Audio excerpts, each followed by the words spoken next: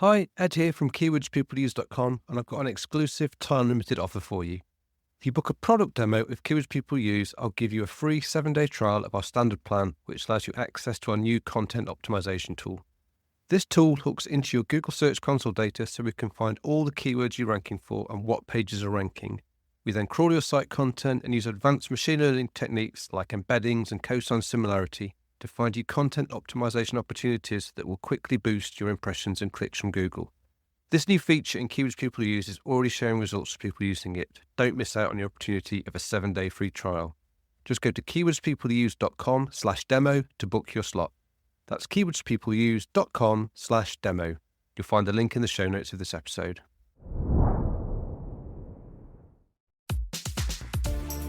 Hello and welcome to SEO is Not That Hard. I'm your host Ed Dawson, the founder of the SEO intelligence platform keywordspeopleuse.com, where we help you discover the questions people ask online and then how to optimize your content to build traffic and authority.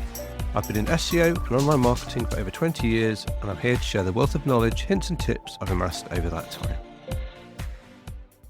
Hello, welcome back to SEO is Not That Hard. It's me here, Ed Dawson, as usual. And today I'm on to the next part of the growth framework document / book / whatever that I'm creating that's kind of put together. You've not been listening to the others. This framework, the growth framework, is something that I've developed over many years in SEO in how I actually go about creating content for sites, what content to create, how to cluster it together, how to then watch it, optimize it, and sort of keep a content flywheel going. That's worked very successfully for me over the years. Just to remind you that growth is an acronym. It stands for the 6 steps of the process, the framework, which are gather, refine, optimize, watch, tune, and then finally hone and repeat.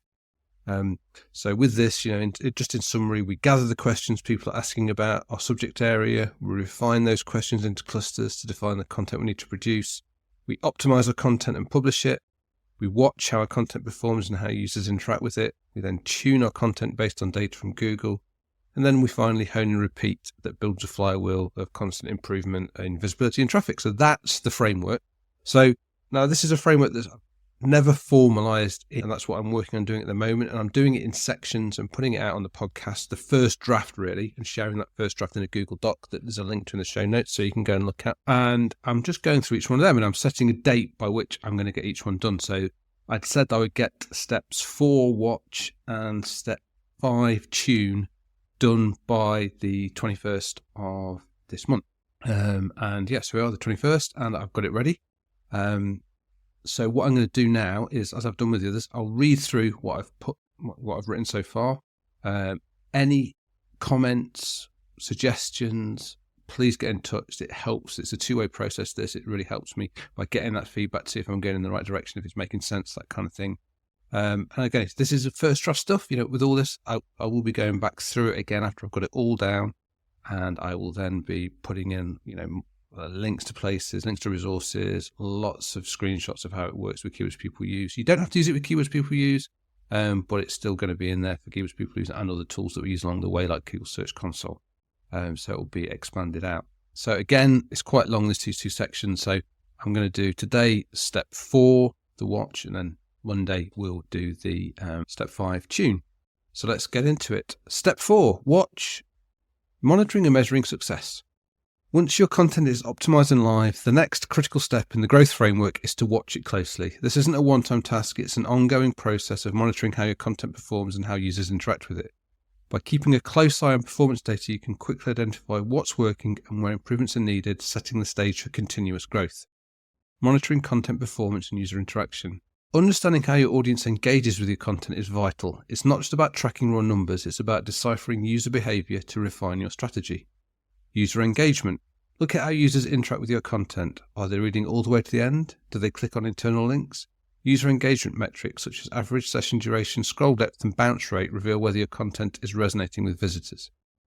Behavioral insights. Tools like heat maps and session recordings from services like Microsoft Clarity can show you exactly how visitors navigate your pages. These insights allow you to understand which parts of your content are capturing attention and which might be causing users to drop off. Conversion actions.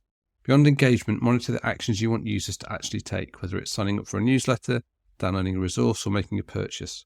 Conversion rates are a direct indicator of how effectively your content is driving your business goals.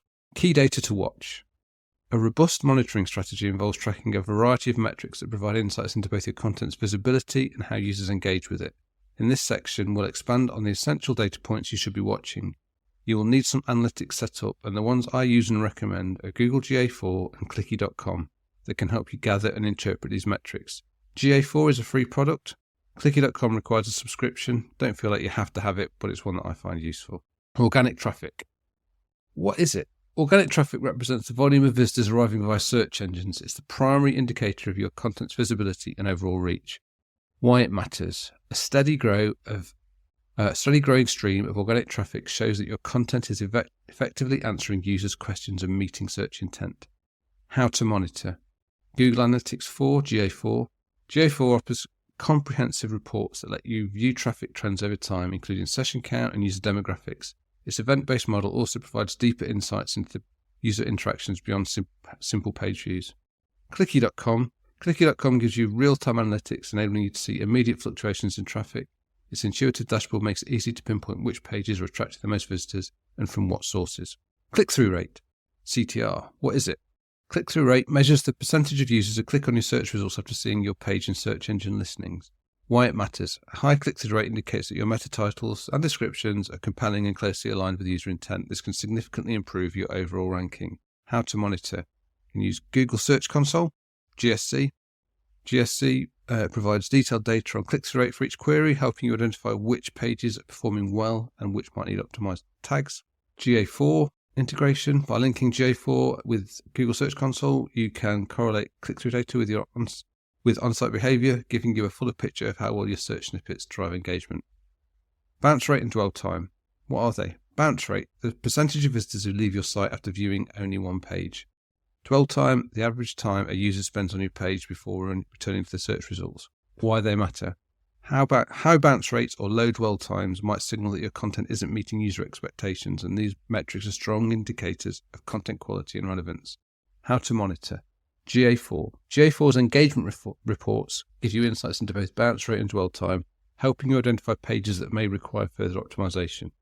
Clicky.com. Clicky.com provides real-time data on visitor behavior, including how long they stay on a page and when they leave. User engagement metrics. What are they? Metrics such as time on page, scroll depth, and the number of pages visited per session provide a deeper understanding of user interaction. Why they matter. These metrics reveal whether visitors find your content engaging enough to explore further. They can also indicate how effectively your internal linking structure encourages additional page views. How to monitor. GA4. GA4's event tracking capabilities allow you to set up and monitor custom events such as scrolling behavior or interactions with multimedia elements. Third-party tools like Microsoft Clarity, which is free, Hotjar, which is paid, or Crazy Egg, which is also paid, can complement these insights with heat maps and session recordings that visually depict user behavior. Google Search Console, your data hub. One of the most powerful tools for monitoring SEO performance is Google Search Console. It provides a wealth of data directly from Google about how your site performs in search. Impressions and clicks. Google Search Console shows you how often your pages appear in search results, which is impressions, and how many of those result in clicks. This data can help you understand the overall visibility of your content in search. Average position. This metric reveals where your content typically ranks for its target queries. Tracking shifts in average position can help you spot improvements or declines in performance. Click-through rate, CTR. A low CTR might indicate that your search snippets need optimization. Consider experimenting with different titles or meta descriptions based on the insights you gather. Index coverage and errors. GSC alerts you to indexing issues such as pages blocked by robots.txt, pages with errors or duplicate content problems. Regularly checking this section ensures that all your valuable content is available to users. Mobile usability and core web vitals. Since user experience is a ranking factor, Google Search Console provides data on mobile usability and performance metrics like page speed, interactivity, and visual stability. By reviewing these Google Search Console reports, you not only get a pulse on your site's health, but also receive actionable insights to guide future improvements. There is one downside to Google Search Console, and that is the 1,000-row limit on data reports, which means as your sites grow, then some of this data will be out of reach, particularly frustrating on query data for pages. There is a solution, though, which is to use the Google Search Console API to access this data, which raises your limit from 1,000 rows to 50,000 rows. Keywords People use as a fantastic search analytics tool that we built to give an amazing graphical user interface to the Google Search Console API so you can explore your data in full without the 1,000-row limit. Tips for what to monitor and why. Organic search metrics. Why? Organic traffic, click-through rate and average position are direct indicators of your content's visibility and relevance. Monitoring these helps you to understand if your content is reaching the right audience. What to do. Compare these metrics over time to spot trends. If you see a sudden drop in clicks or impressions, investigate potential issues like algorithm updates or technical problems. User engagement metrics. Why? Metrics such as time on page, scroll depth and bounce rate provide insights as to whether users find your content valuable and readable. Engaged users are more likely to convert, share and link back to your site. What to do? Use tools like Google Analytics and heat map services to identify which parts of your content hold attention and which parts may need improvement. Conversion metrics. Why? The ultimate goal of content is to drive actions, whether it's signing up for a newsletter, downloading a guide, making a purchase, whatever. Conversion metrics help you measure the effectiveness of your content in achieving these goals. What to do? Set up conversion tracking in Google Analytics to monitor how changes in your content impact your conversion rates. Look for correlations between high-performing content and increased conversion actions. Technical SEO indicators. Why? Indexing errors, mobile usability issues, and poor core web vitals can severely impact your rankings and user experience. These technical metrics are essential for maintaining a healthy site. What to do? Regularly review Google Search Console's index coverage and mobile usability reports. Find and fix any errors promptly to ensure your content is accessible and performing well. Fifth, competitor comparisons. Why? Understanding how your content performs relative to competitors can offer valuable insights into your market position. It helps you identify gaps and opportunities in your content strategy. What to do? Use tools like SEMrush, Ahrefs, or the competitor analysis in Keywords People uses cluster results to benchmark your performance against competitors. Look for trends in what topics or content types are performing best in your niche. Bringing it all together.